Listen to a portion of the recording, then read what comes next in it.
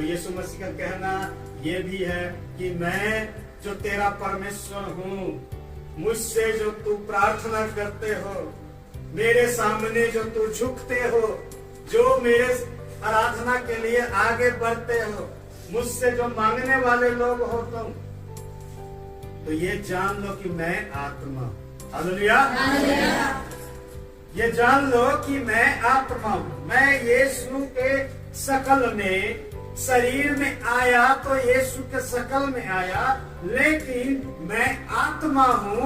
मेरी आराधना, मेरी उपासना आत्मा और सच्चाई से होनी चाहिए, हालेलुया।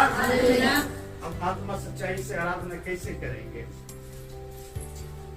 कैसे करेंगे? कौन सिस्टम पे आत्मा और सच्चाई से आराधना करेंगे?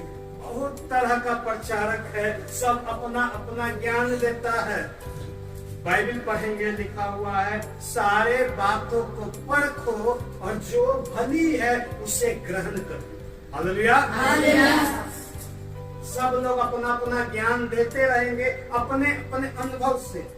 सबको सुनिए और जो आपको वचन के अनुसार अच्छा लगा उसे ग्रहण कर लीजिए, हालेलुया।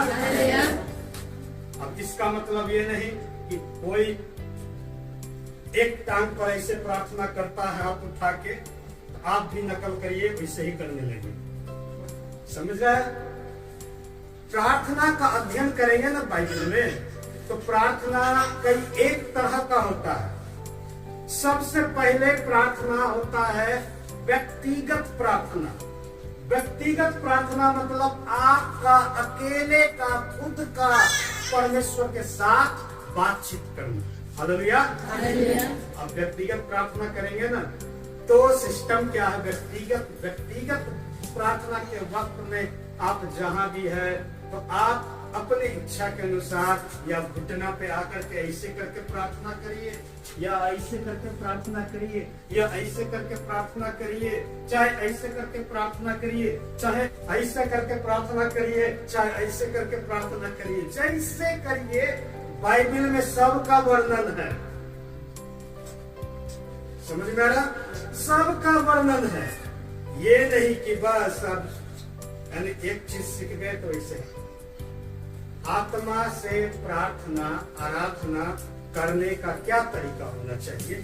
आत्मा से प्रार्थना, आराधना जो करते हैं या भजन भक्ति करते हैं, तो आत्मा में जो हो रहा है वैसी आराधना होना चाहिए, हालेलुया।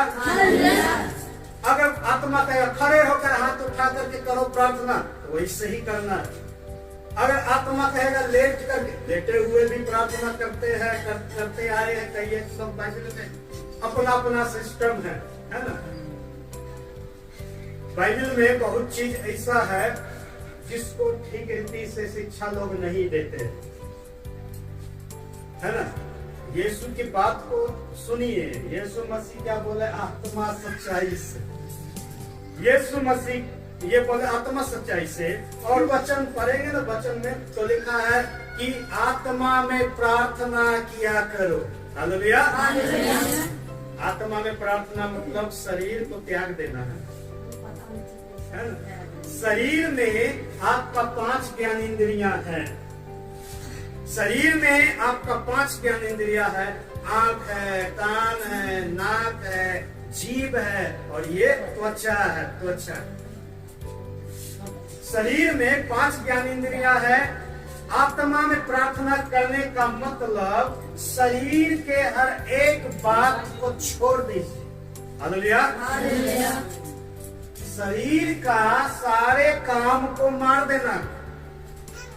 आत्मा में प्रार्थना का मतलब शरीर का सारे काम को मार देना। शरीर का कौन कौन सा काम? तो 5 ज्ञानेंद्रियां जो है उसका काम, आंख का काम, कान का काम, नाक का काम, जीभ का काम और ये त्वचा का काम। आंख जो है प्रार्थना के समय में इधर उधर जो मटकते रहता है कि नहीं? जो मजबूत है प्रार्थना में वो आंख खोल करके भी प्रार्थना करते हैं। मैं आंख खोल करके भी प्रार्थना करता हूँ, कोई देखे भी होंगे, आंख खुला रहता है, लेकिन हम देख रहे हैं कि कौन कितना सामर्थ्य में खड़े हुए और किन के लिए प्रार्थना किया जाए, हालेलुया। तो आंख का काम को खत्म कर दीजिए, कान का काम को खत्म कर दीजिए। यानी कि किसी के कान में आवाज यदि आ रहा है किसी का अगल बगल वाले का, तो उसका सुनना बंद कर दीजिए। दूसरे का आवाज सुनना बंद करके प्रभु की आवाज को सुनिए। और जीव जो है उसको भी कंट्रोल में रखना। जब प्रार्थना करते हैं आत्मा सच्चाई से, तो अब प्रार्थना के समय में किसी से दूसरा बात नहीं बोलनी चाहिए। उसी तरह से जो है नाक भी जो है इधर उधर भटकता है। शरीर चाहता है, ये चमड़ी है ना, शरीर चाहता है कि किसी का स्पर्श हो। प्रार्थना करना, प्रभु तू मुझे छू। हालेलुया। तो क्या होता है ना, प्रार्थना हुआ, अगर हम नहीं छुए तो आएगा कहेगा थोड़ा छू दीजिए ना, थोड़ा से हाथ डाल दीजिए ना। वो जरूरी नहीं है। आपको प्रार्थना में प्रभु से बोलना, प्रभु तू मुझे छू, है ना। मैं छू या न छू, प्रभु का स्पर्श बहुत जरूरी है। ठीक है। आत्मा में प्रार्थना का मतलब यह है आंख, कान, नाक और जीभ और त्वचा के काम को खत्म कर दीजिए और उसके बाद ध्यान प्रभु में लगा करके प्राप्त करते। रोमियो की पुस्तक 12 अध्याय और 2 वचन में लिखा है, संसार के सदृश न बनो, परंतु तुम्हारे बुद्धि के नए हो जाने से तुम्हारा चाल चलन भी बदलता जाए। हालेलुया। संसार जैसा है वैसा मत बनो। अब सवाल उठता, संसार कैसा है? संसार के जैसा मत बनो लिखा है, तो संसार है कैसा? संसार के लोग आज के डेट में सबसे पहले मौज मस्ती को खोज रहा है। संसार के लोग सबसे पहले मौज मस्ती को खोज रहा है। अच्छा से सब कुछ मिले, अच्छा से खाना पीना, अच्छा से रहना, अच्छा से हर एक चीज, फिजूल का खर्चा करना, नशा करना, बाजा बजाना, डीजे बजाना, नाचना गाना, मसीही लोग में भी फिल्मी गाना बजा करके खूब नाचता है। आज रात में एक पास्टर का बेटा का वीडियो देखे है। पास्टर का बेटा और पास्टर साहब ऐसे बैठे हुए हैं और बेटा जो है फिल्मी गाना पर एकदम नाच रहे, 7 समुद्र पार से तेरे पीछे पीछे आ गए। कौन नाच रहा है? तो पास्टर का बेटा नाच रहा है। और कौन पास्टर? जिसके नाम के आगे लिखा था डॉक्टर। उसी में मजा आ रहा है उसको। बाइबल इसको मना करता है। बाइबल में लिखा, अपने बच्चे को उसी मार्ग की शिक्षा दो जिस पर उसको चलना है, तब वह उसे जीवन भर पकड़े रहेगा। अपने बच्चे को नहीं सिखाते हैं। आज के संसार के लोग यही मौज मस्ती, छोटा सा कुछ बच्चे का बर्थडे है तो डीजे बजाएंगे, खूब नाचेंगे। उसी तरह से किसी का सालगिरह है शादी का, तो उसमें डीजे बजाएंगे, खूब नाचेंगे। उसी तरह से शादी ब्याह में तो होता ही है ना। आज के डेट में तो मरता है कोई तो लाश को दफनाने वक्त भी लोग डीजे बजाते जाते। आप देखिए, ये दुनिया आ गया। इस पे हमको ध्यान देना चाहिए। मसीही आराधना आत्मा सच्चाई से होना चाहिए। हालेलुया। आत्मा से जब आप प्रार्थना करेंगे तो जरा बताइए, बगल वाले को सुनाई देगा क्या? नहीं ना देगा। बाइबल में वही लिखा, आत्मा में प्रार्थना किया कर। जब आप व्यक्तिगत प्रार्थना करते हैं या पारिवारिक प्रार्थना करते हैं, डंका पिटने का जरूरी नहीं। एक प्रार्थना चर्च में होता है, आराधना में, चर्च का आराधना। तो वो चर्च है, वो चर्च में माइक लगता है, गाना बजता है, लेकिन आत्मिक गीत और वहाँ का आराधना अलग होता है। हालेलुया। भजन संहिता 96 उसका 1 वचन में लिखा है, यहोवा के लिए नया गीत गाओ, हे सारे पृथ्वी के लोगों उसके लिए गाओ। हालेलुया। कौन गीत गाना है? अभी तक बोलते हैं कौन गीत गाना है? पुराना गीत की नया गीत?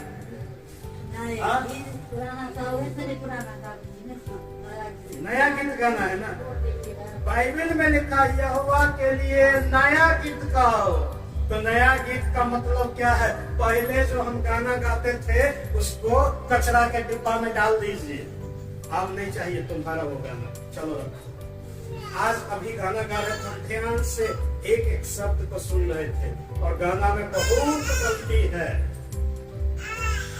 लाजर को जिंदा किए तुम्हारे दिल में, गा रहे थे तो हर दिल में और दिल में जिंदा किया था ना। सेंटेंस का अर्थ क्या हो ना बसेरा, आप तो अर्थ न बता लेकर और भी बात है। पूरा गाना गाइएगा तो और भी शुरू करिए गाना, एक लाइन शुरू करिए, एक लाइन गाइए, अभी हम बता रहे हैं। हाँ, इसे एक पहला लाइन गाइए बस। कहाँ चले गए प्रभु जी, कहीं नहीं गए, गलत है। यीशु मसीह बोलते जहां तुम मेरे नाम से दो या तीन इकट्ठे होते हो मैं तुम्हारे बीच में होता हूँ। तो फिर क्यों गा रहे? कहाँ से गा रहे हैं? तो चर्चा में लगा, समझ में आ रहा? चर्चा में अंत में बोलेंगे जागो जागो, हमारा यीशु मसीह सोया हुआ नहीं है। भजन संहिता 121 में लिखा हुआ है, यहोवा के आंखों में न नींद है न झपकी है। हालेलुया। जागो जागो नहीं बोलना है। गाना आप क्या गा रहे हो देखिए, ये बाइबल के अनुसार नहीं है, क्योंकि आप पुराना गाना को केवल यीशु यीशु जोर जोर के गा रहे हैं। तो पुराना में ऐसा चलता था और बाइबल के अनुसार अब आपको नया गाना गाना। यूट्यूब पे, फेसबुक पे, व्हाट्सएप पे और भी जो आप लगा करके बजाते हैं ना लाउड स्पीकर में, वो सब गाना भी वही है, म्यूजिक है। कौन? तो फिल्मी वाला गाना। अभी तो एक गाना बज रहा था, फिल्मी गाना का म्यूजिक है और गा रहे हैं मसीह का नाम लेकर के। दूर से वो सुनेगा ना कोई भी तो कहेगा कि कहीं पर जो है वही फिल्मी गाना बज रहा है। फिर परमेश्वर की बंदगी इसमें कहाँ दिखाई देता? कौन बोले थे आत्मा सच्चाई से आराधना करना है? यीशु मसीह बोले थे ना, यीशु मसीह बोले ना। गाना बहुत है, मसीही गाना बहुत है। आप YouTube पर ही देखिएगा, मसीही गाना बहुत है, लेकिन सही चैनल को आप पकड़िएगा तब ना। सही गाना बजाने के लिए सही चैनल को क्लिक करेंगे तब वो असली गाना आपको सुनाई देगा। बाकी सब मिला जुला के आज के डेट में तो सब सिंगर हो गया है, जिसको ठीक से गाने भी नहीं आता है मिक्सिंग कर देता है आवाज का। पहले जो है कैसेट निकालने के लिए 1.5 लाख रुपया लगता था, अब तो घर में बैठे बैठे आप मोबाइल में ही आप रिकॉर्ड कर दीजिए आवाज को और मिक्स कर दीजिए, हो गए सिंगर। वैसा ही लोग जो घर में बैठ करके गाना बनाया है वो यूट्यूब पे डाला होता है, समझ रहे हैं? वो कोई पास्टर नहीं है गाने वाला, गाने वाला वो संसारिक लोग ही है। वो बोलबम का भी गाना गाएंगे, प्रभु का भी गाना गाएंगे, ट्रैक वही है, म्यूजिक वही है, बस केवल एक दो शब्द को बदल दिया है। और जब एक दो शब्द आपका बदल गया बाकी सब वही है, तो वो आशीष जो प्रभु देना चाहता मिलेगा क्या? सोचिए तो जरा, सब चीज वही चल रहा है, एक दो शब्द बदला है, तो क्या वो आशीष जो प्रभु देना चाहता मिलेगा? मालूम है, इससे शैतान और खुश होता है, सब बचे रहता है, कहता ठीक है गाते रहो, इसी में लगे रहो। आप नया सीखने नहीं पाएंगे, उसी में आनंद करेंगे। जो हम गा रहे हैं उसका अर्थ क्या निकलता है इसको सोचिए। चर्च में गाना गाते हैं, संगति में गाना गाते हैं, किसकी महिमा के लिए?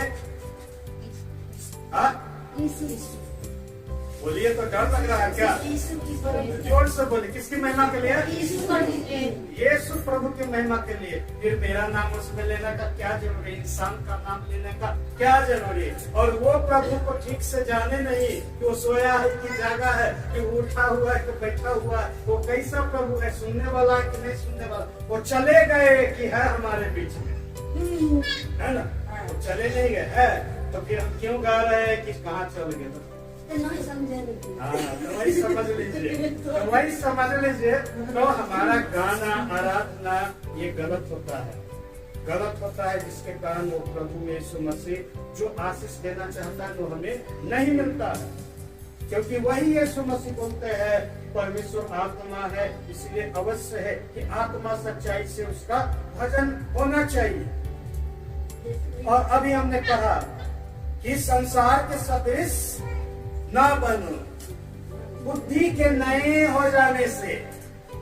प्रभु को पहले नहीं जानते थे, ठीक से नहीं मालूम था, या ठीक संगति नहीं पकड़े थे, थोड़ा सा केवल आप जाने थे और चलने लगे प्रभु के पीछे। लेकिन अब जब चर्च आने लगे, आपके अंदर नया नया होने लगा, बुद्धि नया होने लगा, तो हर एक चाल चलन बदलना चाहिए। हालेलुया, सब बदलते चलिए, सब कुछ को बदलते चलिए। जहाँ गलती होता है पूछिए कि हम ऐसा करते हैं, करना चाहिए कि नहीं, और उसके अनुसार फिर आपको शिक्षा दिया जाएगा। क्योंकि बाइबल में लिखा है बुद्धि के नए हो जाने से तुम्हारा चाल चलन भी बदलता है। हालेलुया, संसार के सदृश नहीं बनना है। जरूरी नहीं है कि एकदम संसार के लोग जैसे डीजे पर नाच रहे हैं। अभी एक गाना ऐसा भी निकला है, मसीही गाना बनाया है, जो अभी खूब एकदम प्रचलन में है। एक गाना एक है ना, रात भर डीजे बजाएंगे, है ना। तो उसी में YouTube पर एक गाना निकला है, भजनिया यीशु के गाएंगे, रात भर डीजे बजाएंगे। तो ये गलत है। बाइबल के अनुसार किसी को डिस्टर्ब नहीं करना है डीजे बजाए। समझ में आ रहा? किसी को डिस्टर्ब नहीं करना। आप रात भर डीजे बजाइएगा, कोई बीमार पड़ा हुआ है, कोई जो है पढ़ने लिखने वाले बच्चे है ना, किसी का हार्ट का प्रॉब्लम है ना, हानि होता है ना, और मस्ती में सब गाते हैं बजाते हैं, तो ये बाइबल के अनुसार गलत है। हालेलुया। सोचिए हमारे जीवन में आशीष क्यों नहीं मिल रहा? क्यों आशीष नहीं मिल रहा? क्योंकि अपने जीवन को परमेश्वर के सम्मुख में ग्रहण योग्य, लिखा है ग्रहण योग्य बलिदान करके नहीं चला। जो व्यक्ति यीशु के पास आते हैं पापी स्वभाव लेकर के और बोलते प्रभु जी हम जीवन समर्पित करते हैं, तो यीशु मसीह क्या बोलते हैं? बोलते जाओ पहले पाप से पश्चाताप करो, पाप से पश्चाताप करो, पाप को मिटा दो, पवित्र बनो। रोमियो 12 में लिखा हुआ पहला पद में कि अपने शरीर को जीवित और पवित्र और परमेश्वर के सम्मुख ग्रहण योग्य, तो पवित्र करेंगे तब प्रभु ग्रहण करेगा। जीवन में आशीष नहीं है क्योंकि पवित्र किए ही नहीं, पूरे काम को छोड़े ही नहीं है। पहले पुराना जो धंधा था वो छूटा ही नहीं है। जो मुंह से गाली निकलता था वो अभी भी निकलता है। जो कान में जो है सुनाई देता था गलत बात, या सुनने के लिए जाते थे दूसरा का कहानी, किस्सा कहानी, तो वो अभी भी लगा हुआ है। चुगली करना अभी भी लगा हुआ है। बुरा देखना अभी भी लगा, गलत चीज को देखना अभी भी लगा हुआ है। गलत काम करना, मारपीट, दंगा फसाद करना अभी भी लगा हुआ, ये छूटा ही नहीं है। तो परमेश्वर ग्रहण कैसे करेगा जरा सोचिए। और परमेश्वर ग्रहण करेगा ही नहीं तो जीवन में आशीष कैसे मिलेगी? परमेश्वर के द्वारा कुछ भी असंभव नहीं। हालेलुया। वचन में लिखा है परमेश्वर के द्वारा कुछ भी असंभव नहीं है, सब कुछ संभव है। जो असंभव काम है, जो इंसान से नहीं हो सकता है, इंसान कर नहीं सकते, परमेश्वर उसको भी करते हैं। हालेलुया। लेकिन किसके लिए करते हैं? जो अपने जीवन को 100% यानी 100% कंप्लीटली पूर्ण रूप से जीवन को प्रभु के हाथों में देते हैं, जीवित और पवित्र करके, और परमेश्वर जैसा पसंद करते हैं वैसा बनाकर। हालेलुया। फोन पर बातचीत हो रही थी, आपसे बातचीत हो रही थी ना रात में, तो आप पूछ रहे थे क्या आपको पसंद आएगा, है ना? क्या आपको पसंद आएगा? आप मेरे पसंद का चिंता ऐसे कर रहे हैं, तो वैसे ही वचन के अनुसार प्रभु को क्या पसंद आता है उसकी चिंता करना है। हालेलुया। आप जीवन प्रभु को दिए हैं तो प्रभु को पसंद क्या है, आपका कैसा जीवन को ग्रहण करेगा प्रभु, ये सोचिए। हमारा जीवन प्रभु के समीप में समर्पित कैसे होना चाहिए, अपने आप को साफ करके, पुराने हर एक चाल चलन को छोड़ करके, पुराना गीत को गाना छोड़ करके, पुराने तरीका से नाचना छोड़कर, नाचने का भी अपना अपना तरीका होता है, तो क्या पुराने तरीका से नाचना छोड़ करके अलग तरीका से नाच होना चाहिए। और क्या है, पुराना सोच को छोड़ना है, पुरानी बात जो भी है, पूरा काम जो करते थे उसको छोड़ करके, पवित्र करके, पूरा यीशु के नाम में साफ होकर के अपने जीवन को प्रभु के हाथ में दे देना। हालेलुया। प्रभु ग्रहण करेगा, उसके बाद जीवन में आशीष। हालेलुया। आत्मा में प्रार्थना करने के लिए कोई फोटो की जरूरत नहीं होता, केवल आंख बंद करने की जरूरत। यीशु मसीह क्या बोले, जो कुछ भी तुम मेरे नाम से मांगोगे मैं वही करूँ। हालेलुया। वो आशीष जो यीशु चाहता है, हम और आप मांगते हैं थोड़ा सा ना, यीशु चाहता बहुत टाइट से। हालेलुया। कई बार हम लोग थोड़ा सा ही मांगते हैं। कुछ लोग आते हैं, बोलते हैं मेरा शरीर ठीक हो जाए, बीमारी है ठीक हो जाए, दर्द है ठीक हो जाए, कनकनाहट झंझनाहट चला जाए, हमारा बीमारी जड़ से खत्म हो जाए। बहुत टाइट से प्रभु और भी बहुत कुछ देना चाहता है, वो नहीं मिल पाता, क्योंकि आप मांगे जो चीज यीशु के नाम से वही। यीशु के समीप में आएंगे ना तो बहुत टाइट का जीवन है। हालेलुया। यीशु की बात को मानिए। यीशु मसीह ने कहा परमेश्वर आत्मा है, इसलिए आत्मा सच्चाई से उसका भजन करे। और वो कैसे होगा, तो बरकत डीजे लगा के आत्मा सच्चाई से नहीं होगा, आराम से बैठ करके प्रभु से बातचीत करें। अपने आप को बंद करें, हम लोग अपने आप को बंद करें, अपना ध्यान को ओर लगाए। और जैसा कि हमने वचन से सुना, परमेश्वर आत्मा है, इसलिए अवश्य है कि उसका भजन गाने वाले आत्मा और सच्चाई से उसका भजन। रोमियो की पुस्तक में हमने पढ़ा, हम अपने शरीर को जीवित, पवित्र और परमेश्वर के संग भावता हुआ ग्रहण योग्य बलिदान करके चले और संसार के सदृश न बने। यदि जीवन में तकलीफ है, जीवन में दर्द है, परेशानी, यहाँ बैठे जितने लोग, बच्चे बड़े जवान, हर एक लोग जो परेशानी में है, दर्द में है, प्रभु जानता है। तो बीते समय में किए गए हर एक पापों को मान ले, अपने जीवन को पवित्र करे और परमेश्वर के सन्मुख में ग्रहण योग्य बलिदान करके जीवन को चढ़ाए। बोले प्रभु मेरे पापों को क्षमा कर, मुझे ग्रहण कर, मैं तेरे सन्मुख में समर्पित करती हूँ अपने आप को, मैं अपने आप को तेरे सन्मुख में समर्पित करता हूँ। हर एक लोग प्रभु से मन ही मन बातचीत करे, प्रार्थना करे। जो दर्द में है, परेशानी में है, प्रभु अभी इस समय आपको चंगा करेगा, छुटकारा देगा।